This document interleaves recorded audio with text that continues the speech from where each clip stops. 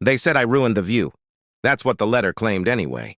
Visual disruption to community harmony. But I didn't build that wall for them. I built it for my daughter, for our dog, for the tiny patch of land that kept us sane. The HOA hadn't seen the creek rise the way I had. They didn't wake to the 2 a.m. gurgle of water pulling at the grass line like a warning. I had. So I built the wall, nothing glamorous. Just hand-poured concrete blocks, curved to match the tree line, a foot higher than code required. It took 3 weekends, shredded my arms, wrecked my back, and made my knees sound like broken gravel. But when I finally stepped back, it didn't feel like a wall. It felt like common sense.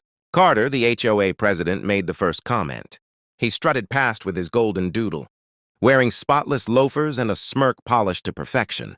"Putting in a bunker, Daniel?" he joked. I wiped sweat off my face. "Just keeping the creek where it belongs." He laughed like he'd heard the funniest thing in the world. Bit overkill. FEMA's not issuing tsunami alerts for the cul-de-sac.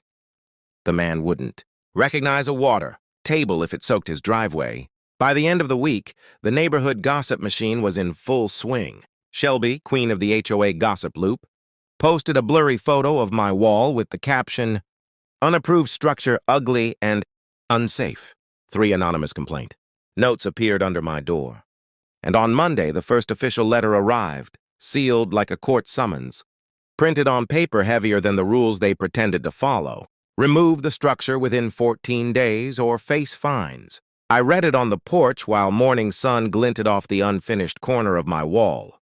That old familiar tightening gripped my jaw, the same one I used to feel when commanding officers made decisions from behind desks, without ever touching the mud. They wanted me to tear it down, but they hadn't stood ankle-deep in the floodwater that nearly breached my fence twice last year. Thomas, my back fence neighbor, waved as he hauled mulch across his yard. "You building that for the flood?" he asked. "Yep," he nodded. "Smart, they're gonna hate it." He wasn't wrong. That night, I pulled out a folder of service records, flood maps, FEMA projections, and old engineering specs. I highlighted everything that mattered, drafted a clear, firm response letter, and attached photos of the last flood. Emergency water redirection barrier, I called it, because that's what it was. Carter didn't like that. 2 days later, Carter appeared on my porch unannounced. Starbucks in hand, a smile stretched so thin it looked ready to snap. "Daniel," he began, "got your letter." "I know," I said, nodding toward the wall. "Listen, I get it, but this isn't about aesthetics. It's about safety." He chuckled nervously. "A fortress, though. Don't you think it sends the wrong message?" "The only message I'm sending," I said, leaning forward, "is that I'm done waiting for the HOA to fix a problem they've ignored for years." His smile faded. He left without finishing his coffee. I went back to work. Every night after that, I poured concrete, tamped gravel, and mixed mortar until my hands cracked. Neighbors stopped making eye contact, except Tomas. One Saturday, he brought over extra bags of quickset and helped me finish the far corner. Finally, the last layer of sealant went on just as the meteorologists called a slow-moving, atmospheric river. I called it a test. Standing in the yard with a flashlight, I watched rain streak down and beat off the smooth surface of my wall. For the first time since moving into this HOA-controlled maze, I felt ready. The waters would come. My wall would hold. 3 days later, after the storm passed, my wall stood firm while the ground around it squelched and pooled. But the HOA wasn't done. A new letter arrived, hand-delivered, stamped with their official seal, notice of continued violation. Final warning before fines begin. This time they cited liability risks, potential structural failure, and a new section I hadn't seen before.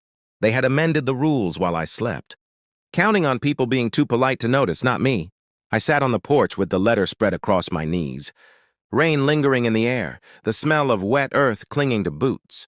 Thomas came by with a wheelbarrow full of gravel. "They leave you another love note?" he asked. I handed him the folder with city ordinances, FEMA bulletins, and photos of flood mitigation from past deployments. He flipped through silently.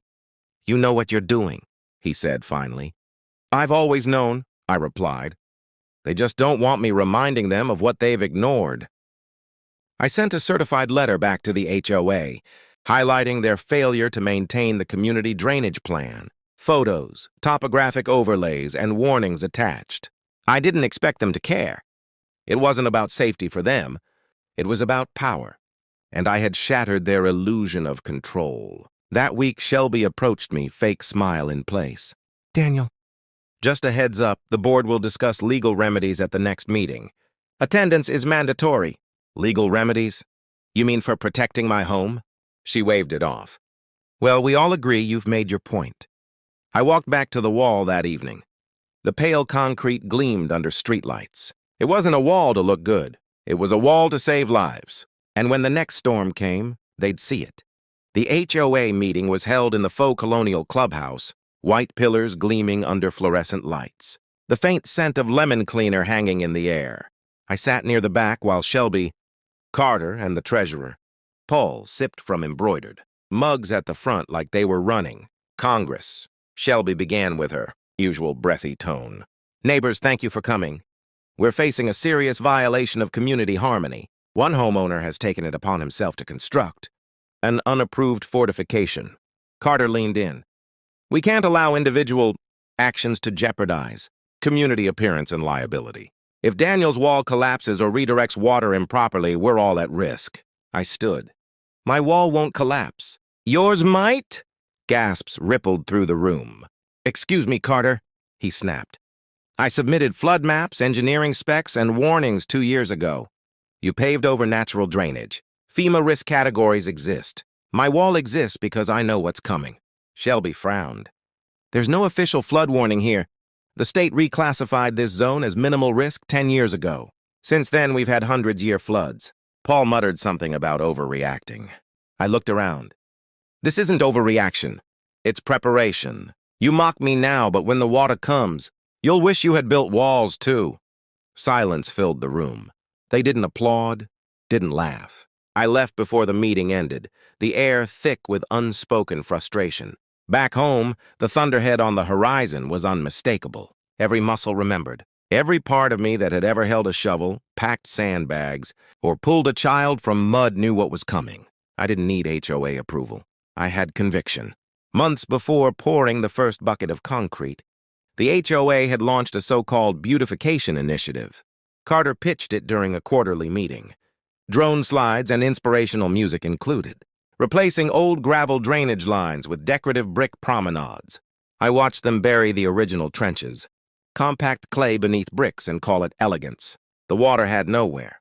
After every storm, I noticed changes. Puddles where none had existed.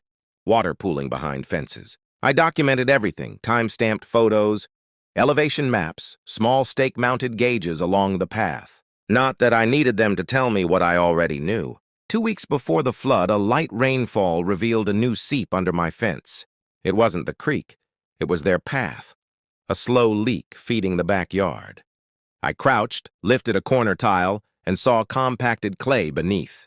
A tiny green pool, a mosquito nursery, and a warning I couldn't ignore. When I showed Carter the photos, he smirked.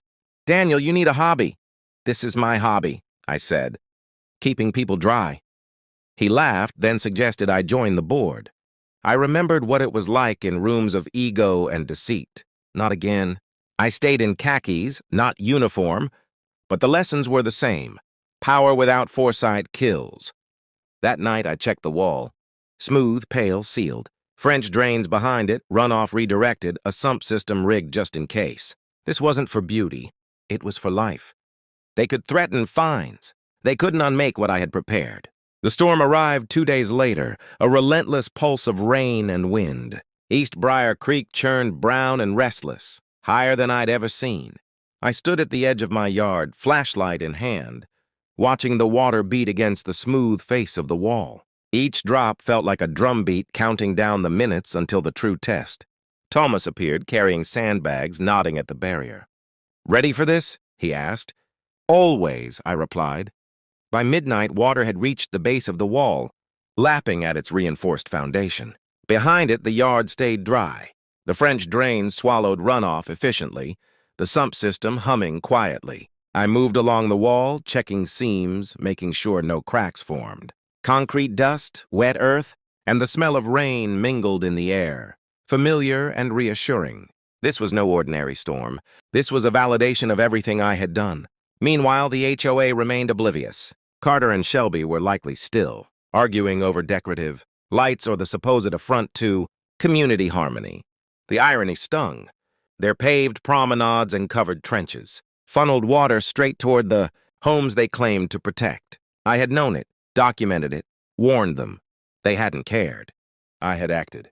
By morning, the rain slackened. My wall had held. The creek receded slightly, leaving a mud line along the base like a signature of resilience. Neighbors ventured out, wide-eyed, gawking at what they had dismissed as an overreaction, a personal fortress. Thomas clapped me on the shoulder. "They'll never admit it, but you saved their yards too," he said. I nodded, feeling the weight of relief and vindication. The next HOA letter came weeks later, a formal notice acknowledging their ongoing concerns, but carefully omitting any threats. The board would not admit my wall was effective, but that didn't matter. The water had spoken. The wall had stood. My daughter played on the dry lawn. The dog ran circles around the yard, and I finally allowed myself a moment of quiet pride. I thought of Bosnia, Mosul, New Orleans, places where lives had hung on preparation and foresight. This wall wasn't just concrete and rebar. It was memory, experience, and a refusal to let bureaucracy dictate safety. I had seen what water could take, and I refused to wait for permission again. HOA meetings, letters, gossip, they had no power over reality. I had built more than a barrier. I had built certainty. The storm would return as it always did, but next time my family. I stepped back, letting the rain wash over me. Not a hero, not a rebel, just a man who had learned that sometimes protection wasn't polite and foresight didn't need approval. The wall stood, the creek obeyed, and at last I felt at peace.